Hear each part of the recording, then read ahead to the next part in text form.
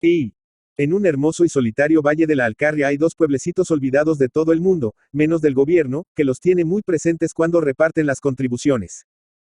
Uno de estos pueblos se llama el Retamar, y el Tomillar el otro. Los retamareses tienen fama de ásperos y amargos como la zarza y la retama, y los tomillareses la tienen de suaves y dulces como el tomillo y la miel. Un caballero, montado en la cruz de los calzones, y llevando por único acompañamiento un perro, y por único equipaje una escopeta, llegó una hermosa mañana de primavera a una colina desde donde se descubrían las dos aldeas que ocupan los dos extremos del valle, y después de pararse y meditar un rato, continuó su camino hacia el Retamar, que era el primer pueblo.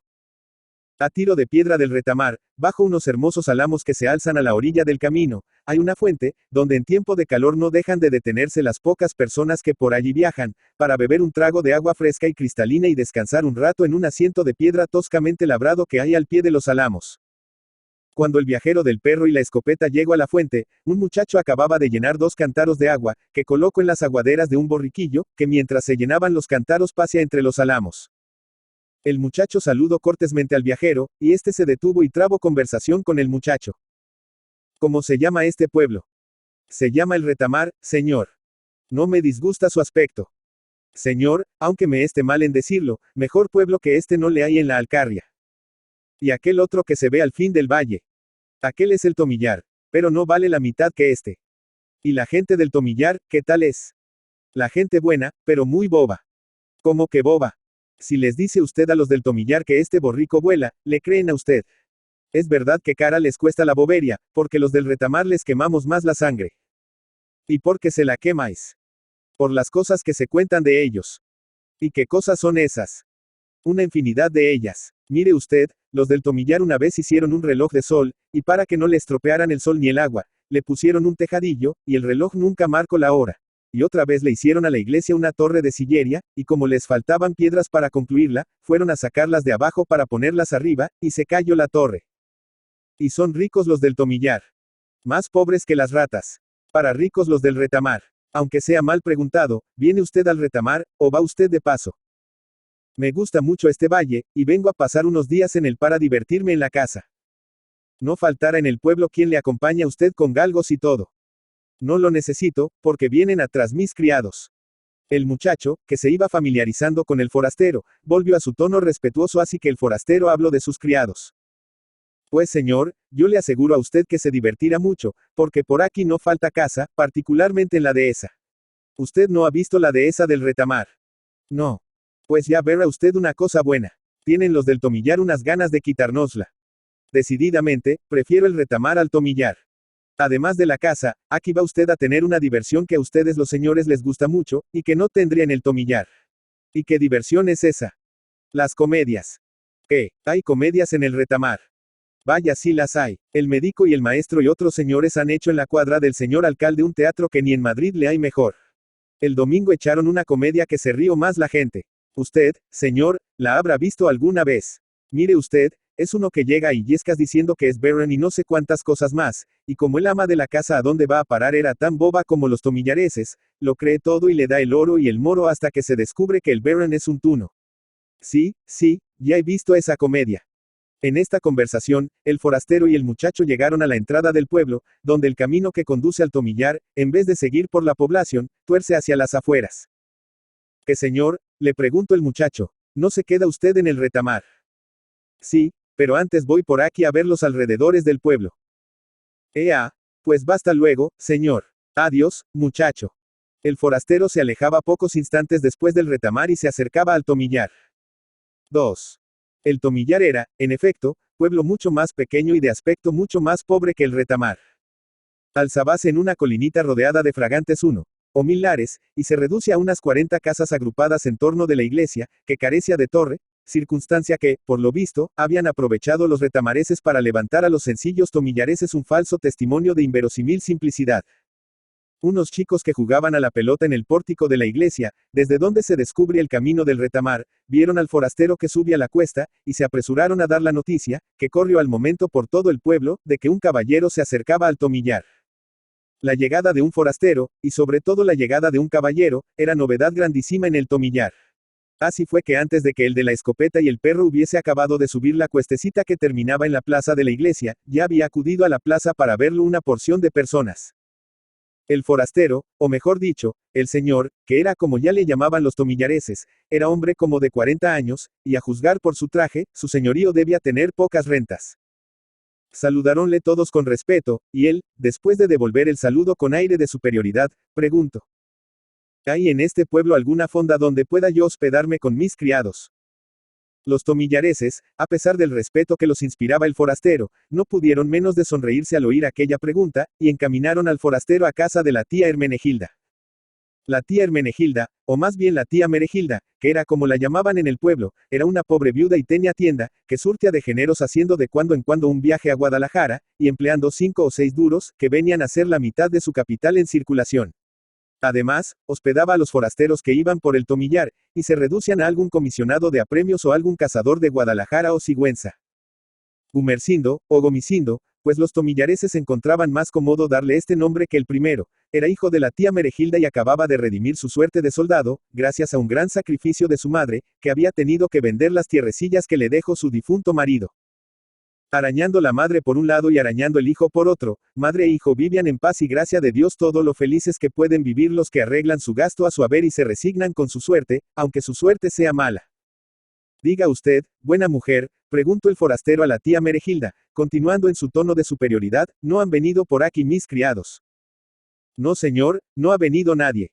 Canallas. En cuanto vuelva a Madrid voy a poner de patitas en la calle desde el cochero al mayordomo, exclamó el señor muy incomodado. Ande usted, señor, que ya vendrán, y si no, mi hijo y yo le serviremos a usted en todo lo que le haga falta, repuso la tía Meregilda con la solicitud y la amabilidad que eran debidos a un señor que tenía cochero y mayordomo. Yo necesito una habitación decente donde pueda esperar a esos bribones, que por lo visto han creído más cómodo seguir hacia Guadalajara en mi carruaje de 4 caballos, que torcer camino y venir a esperarme aquí, como se lo encargue, mientras yo me entretenía cazando en los tomillares. La tía Meregilda condujo al huésped a la mejor habitación de su casa, es decir, a la sala, que estaba modestamente amueblada, pero embellecida por el aseo y el orden. ¿No tiene usted habitación más decente que esta?, preguntó desdeñosamente el forastero. No señor, contestó la buena mujer, algo picada de que pareciese poco decente la sala en que ella tenía presto sus 5 sentidos. Pues tendré que resignarme a esperar aquí a esos bribones. No extrañe usted mi mal humor, porque es muy duro tener que servirse uno a sí propio y ocupar una habitación como esta, cuando se tiene una docena de criados y se habita un palacio que hasta la reina encuentra cómodo y hermoso cuantas veces le visita. ¡Ay, señor!, exclamó la tía Meregilda asombrada, con que la misma reina va a su casa de usted. Bien dicen que su real majestad es una señora tan buena y tan llana. Buena mujer, ¿qué está usted ahí diciendo?, replicó el forastero con una altivez y una indignación que aterraron a la tía Meregilda. ¿Usted cree que mi casa es una posilga como esta, y que yo soy algún villano que huele a ajos como ustedes? Mi palacio de la calle del Burro es digno de hospedar a príncipes, y el conde de Picos, Altos, glorioso título con que me honro, pertenece a la nobleza más ilustro de España. Perdone usted, señor, murmuró aterrada y confusa la tía Meregilda. No he querido ofenderla a usted. Lo sé, señora, lo sé, y en prueba de que me inspira usted confianza y simpatía, debo recordarla que teniendo una excelencia como una casa, no le he exigido a usted el tratamiento. Gracias, señor. No tiene usted por qué dármelas. Yo sí que se las doy a usted por lo indulgente que es con mi mal humor. La tía Meregilda no se acordaba ya de que el señor conde había llamado posilga a su salita, y a los tomillareses villanos que olían a ajos. Conforme había ido descubriendo el altísimo personaje que tenía en su casa, había ido hinchándose de orgullo, y hasta creía ya que con nada del mundo podía pagarse el que no se hubiese incomodado porque le tratase simplemente de usted como trataba al alcalde y al cura del pueblo. 3. 8 días después de la llegada del señor conde al Tomillar, los tomillareses estaban que reventaban de gozo y de orgullo. El forastero, que era hombre riquísimo y de ilimitada influencia, no solo cerca del gobierno, sino cerca de la misma reina, estaba decidido a proteger al Tomillar, de modo que aquella pobre y olvidada aldea fuese dentro de poco tiempo una de las poblaciones más prósperas y envidiadas de la Alcarria. El señor conde de Picos, Altos, agradecido a la franca y leal hospitalidad que había encontrado en aquella aldea, y enamorado de las ventajosas condiciones que el Tomillar reunía, sobre todo para la caza y la industria, estaba decidido a proporcionarle nada menos que las siguientes gangas. La de que pasase por allí el ferrocarril de Soria, o cuando menos, se pusiese a los tomillareses un buen ramal, a que se habían hecho acreedores. La de que se declarase al Tomillar cabeza de partido judicial, si es que no se conseguía que virlase a Guadalajara la capitalidad de provincia. La de que se perdonasen al Tomillar las contribuciones atrasadas. La del establecimiento en el Tomillar, por cuenta del mismo opulento conde, de una gran fábrica de paños y otros tejidos, que echase la pata a las que tanta celebridad dieron en otro tiempo a Guadalajara y el Nuevo Bastan. La de la explotación en grande de los riquísimos criaderos de oro y plata que abundaban en el término del Tomillar, según las observaciones que acababa de hacer el mismo conde, inteligentísimo en minería, como lo probaban los descubrimientos de aquellos preciosos metales que había hecho, por pura afición, en Sierra, Almagrera y en de la Encina. La del establecimiento en el Tomillar de un colegio de padres escolapios. La de la construcción por el mismo conde de un magnífico palacio de verano en las inmediaciones del pueblo. A cuyo efecto, y para rodear el palacio de extensos jardines, viñedos y bosques de casa compraría a los vecinas, al precio que éstos quisiesen, los terrenos casi infructíferos que allí poseían. Y por último, y esta sí que era ganga que deseaban cazar los tomillareses, la de hacer que se adjudicase al Tomillar la dehesa que hacia siglos disputaban los vecinos de este pueblo a los del Retamar, cascándose las liendres unos y otros 2 veces al año, es decir, cuando los del Tomillar iban a la fiesta del Retamar, y cuando los del Retamar iban a la fiesta del Tomillar. Estas eran las gangas que en general prometía el señor conde de Picos, Altos a los vecinos del Tomillar. Entre las infinitas que prometía en particular, solo citaré 2. El señor conde, queriendo recompensar el celo con que la tía Meregilda y Gomicindo le servían y obsequiaban, había decidido nombrar a la tía Meregilda ama de gobierno de su nuevo palacio del Tomillar, y a Gomicindo administrador de sus nuevas posesiones. Inútil es advertir que el señor conde, agradecidísimo a los obsequios de que era objeto por parte de los tomillareses, había puesto a disposición de estos su palacio de la calle del Burro en Madrid, donde siempre que pasasen a la villa y corto serían tratados a cuerpo de rey siquiera rabiase el dueño del parador de Barcelona, que en lo sucesivo ya no tendría la honra de hospedar en su cuadra a los tomillareses. Véase, pues, si la cosa era para reventar de orgullo y pegar un estallido de gozo. Viendo el señor conde que los bribones y grandísimos canallas de sus criados no parecían por el Tomillar, determinó abandonar aquel hospitalario pueblo, con tanta más razón, cuanto que a su salida de Madrid le había dicho su majestad la reina que estaba muy disgustada del ministerio, y pensaba encargarle la formación de otro. La gaita era que el señor conde ni siquiera podía escribir a su casa para que le enviasen carruaje y cuanto necesitaba para hacer el viaje con la comodidad y el decoro que correspondían a su alta clase, porque la señora condesa estaba embarazada, y si llegaba a oler que su amado esposo experimentaba tales necesidades y disgustos, vaya, buen genio tenía ella para que antes de las 24 horas no arrojase muerta la criatura. Cuando los tomillareses recibieron la triste nueva de que el señor conde estaba resuelto a ausentarse, nombraron una diputación, que pasando a ver al ilustre y generoso huésped, rogase a éste reverentemente que honrase por algún tiempo más al pueblo con su presencia. La diputación cumplió fielmente su cometido. Pero el señor conde de Picos, Altos insistió en su resolución, y cuando el pueblo supo que decididamente su protector se ausentaba, se echó a llorar como un becerro. Llegó por fin el instante fiero, es decir, el de la partida del conde, y éste, como los canallas de los criados le habían abandonado, y por lo tanto se encontraba sin dinero para pagar a la tía Meregilda y gratificar espléndidamente a Gomicindo, quiso dejar en prenda una sortija, que, según confesión del mismo señor, valía un dineral, como que era regalo de la misma reina. Pero la tía Meregilda y Gomicindo se echaron a llorar al ver la ofensa que el señor conde les hacía creyéndoles capaces de desconfiar de él. Y como el conde les pidiese perdón por haber ofendido su delicadeza, le manifestaron que únicamente les probaría su arrepentimiento aceptando para el camino una onza de oro que tenían ahorrada. El señor conde no tuvo más remedio que aceptar la onza. El pueblo, no menos previsor y delicado en general, que la tía Meregilda en particular, pensó que el señor conde se encontraba falto de recursos con motivo de la bribonada de los canallas de los criados, y determinó ofrecerle del modo más ingenioso y delicado una cantidad decorosa, que consistió en 20 onzas como 20 soles, que el señor conde no tuvo más remedio que aceptar vivamente conmovido. El pueblo entero quería acompañar al señor conde hasta el Retamar. Pero el señor conde, tan modesto como generoso, se opuso obstinadamente a ello, consintiendo únicamente que le acompañasen hasta el término de la jurisdicción del Tomillar. Ya que acompañemos al señor conde tan corto trecho, dijeron los tomillareses, acompañémosle como es debido. Y buscando la mejor carreta que había en el pueblo, la engalanaron e hicieron subir en ella al señor conde. Cuando éste se hubo colocado en ella, dijo conmovido, cuando ustedes gusten, señores, pueden enganchar los bueyes. ¿Qué más bueyes que nosotros?, exclamaron todos los vecinos a una voz.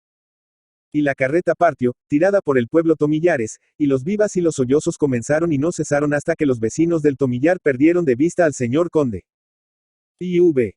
8 días habían pasado desde el memorable en que el señor conde de Picos, Altos abandonó el Tomillar, dejando sumido en hondo desconsuelo a aquel vecindario, y no se sabía aún si su excelencia había llegado con felicidad a Madrid, pues el señor conde no había escrito, a pesar de haberlo prometido, y esto tenía en terrible ansiedad a los tomillareses, porque cuando no había escrito, era señal de que estaba enfermo, o en el camino le había sucedido alguna desgracia. El señor alcalde creyó que era llegado el caso de convocar a consejo, para acordar el medio, en primer lugar, de saber del señor conde, y en segundo, de darle a conocer cuánto se interesaba el pueblo Tomillares en su preciosa salud. El alguacil Toco, con perdón de ustedes, el cuerno con que desde tiempo inmemorial, era uso y costumbre convocar a consejo, y todos los vecinos asistieron a las casas consistoriales llevados por el cuerno. Después de largas y acaloradas discusiones, en que más de un orador sacrificó a su inmoderado afán de lucir galas oratorias el sagrado interés de la patria, vivamente interesada en resolver con premura aquella ardua cuestión. Después de largas y acaloradas discusiones, repetimos, se acordó que el señor alcalde, el alguacil y el maestro de la escuela pasasen, en representación del pueblo Tomillares, a Madrid a visitar al señor conde, con objeto de felicitarle si había llegado bueno. Y de decirle que se aliviara si había llegado malo. Jinojo, dijo la tía Meregilda cuando supo la determinación. Yo también voy a ver a aquel bendito señor. Conut, añadió Gomicindo. Yo voy con ustedes, madre, que no sea que el ministro vaya con zaragatonas al señor conde para que le haga a el administrador.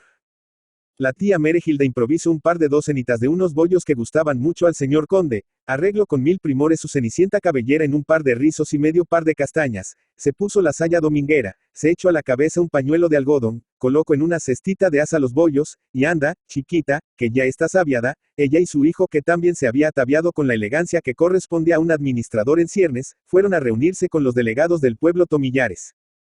El señor alcalde se había engalanado con su capa de 5 duros, y el maestro, si bien como hombre de letras carecía de capa, se había puesto corbatín apretado como su situación monetaria, calzón corto, como su sueldo, medias de lana negras como su porvenir, y las manos en los bolsillos vacios. En cuanto al ministro, no describiremos su traje, porque un ministro es un cualquiera. Al dejar atrás las últimas casas del retamar, se les reunió el muchacho que vimos hablar con el señor conde en aquellos mismos sitios. Esta vez iba con su borriquillo a la fuente de donde la otra vez venía. ¿Qué hay por el retamar, muchacho?, le preguntó el señor alcalde. Nada, que la gente se divierte en grande con las comedias. ¿Qué? ¿Tenéis comedias en el retamar? Y de las buenas. Anoche volvieron a echar una que se intitula El Baron, y gusto más entuavia que la otra vez. ¿No la han visto ustedes nunca? No. Pues yo les diré a ustedes cómo es. Y el muchacho refirió a los tomillareses el argumento de la comedia de Moratín. El maestro se quedó pensativo. Gomicindo quería decir algo, y solo se atrevió a murmurar, que lance fuera. Muchacho, le interrumpió el maestro, echándole una mirada de basilisco. Y el muchacho se cosió la boca. El retamare se quedó en la fuente, y los representantes del pueblo Tomillares siguieron hacia la coronada villa. Al anochecer entraron por la puerta de Alcalá, montados en sendos burros como ellos acostumbraban a viajar. Para presentarse al señor conde de Picos, Altos con toda la decencia debida, los 5 se lavaron la cara en el pilón de la fuente de Cibeles, donde bebieron en unión de sus burros. Después de dejar las cabalgaduras en el parador de Barcelona, continuaron hacia la Puerta del Sol. Al dar vista a esta, el señor alcalde empezó de repente a gritar, ¡fuego! ¡Fuego! ¡Que se quema esa casilla! Y lanzándose hacia un kiosco luminoso, que era la casilla que en su concepto se quemaba, arrojó la capa al incendio para sofocarle. El encargado del kiosco, creyendo que el lugareño tenía gana de broma, tomó la cosa por donde quemaba y dio de patadas al señor alcalde, y la multitud silba la misma respetable autoridad. Cuando el alcalde salió de su error y de entre los pies del kiosquero, el maestro, que era instruido como individuo del ramo de instrucción publicar prorrumpió en esta sentencia, digna de escribirse en los cristales de los kioscos luminosos para la debida claridad. Toda autoridad que confunde la luz con el fuego, se expone a morir a puntapiés. Al llegar a la calle Mayor, el maestro preguntó a un muchacho, di, chico, ¿dónde vive el señor conde de Picos, Altos? El muchacho contestó en voz natural. Vive en la calle del. Y añadió, dando un tremendo grito casi al oído del maestro, burro. Es cierto, contestaron todos los lugareños, incluso el maestro, recordando que, en efecto, en la calle del burro había dicho el conde que tenía su palacio. Torciendo a la izquierda, entraron en la Plaza Mayor. Pero lo que allí les pasó merece capítulo aparte. V. El Tutti, Li, Mundi, el mundo nuevo, la Catalineta, como ustedes quieran llamarle, alborozaba al numeroso y respetable concurso de soldados, niñeras y niños lugareños y bobos de Coria, que ocupaban media plaza. Racataplan, racataplan, redoblaba un tambor, y el hombre que lo tocaba gritaba. ¿Quién quiere ver por 2/4 la vida del hombre malo? Racataplan, racataplan, que vamos a empezar. Animo, señores, que aquí se aprende mucho. Madre, dijo Gomicindo, yo voy a ver eso, que los administradores necesitamos saber mucho para que no nos la peguen. El saber, añadió sentenciosamente el maestro, no ocupa lugar. Todos vamos a ver eso, y tú el primero de todos, alcalde. Los 5 tomillareses aplicaron la gaita a otras tantas ventanillas, mientras el del Tutti, Li, Mundi explicaba en los siguientes términos la vida del hombre malo. Juega a la rayuela, en vez de ir a la escuela. Pega a su madre, y le llevan a la cárcel. Sienta Plaza 011 la tropa, y se deserta y roba. Los civiles le pillan, y va a presidio a Melilla. Cumple la condena, y se deja bigote y pera. Se visto de caballero, y va a las casas de juego.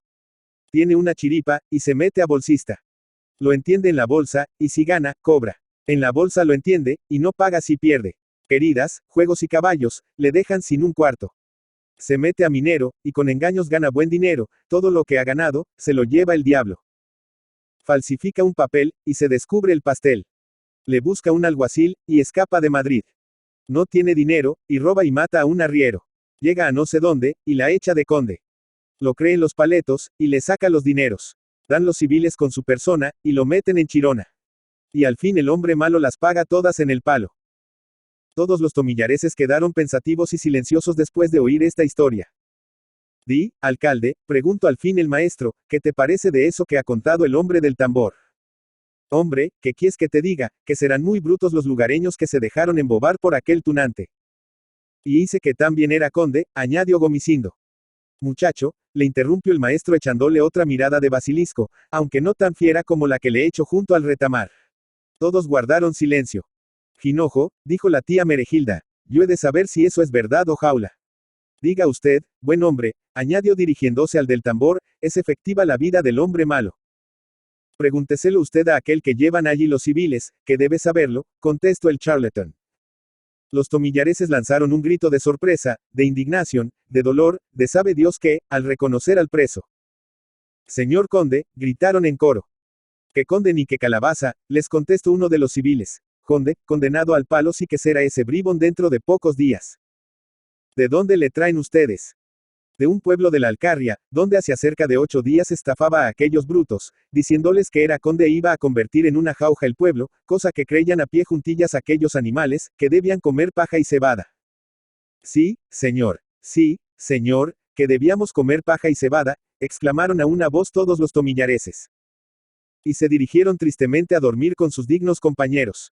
Antonio de Trueba y de la Quintana Galdames, 24 de diciembre de 1819, Bilbao, 10 de marzo de 1889, fue un escritor español, conocido también como Antonio de los Cantares. Nació en la localidad vizcaína de Galdames el 24 de diciembre de 1819 y su nombre completo era Antonio María de Trueba y de la Quintana. Hijo de campesinos muy pobres, su vocación literaria se despertó con los romances de ciego que le traía su padre cuando venía de visitar una feria. Tuvo que abandonar pronto la escuela para trabajar la tierra y el mineral de las minas de las Encartaciones, su lugar natal.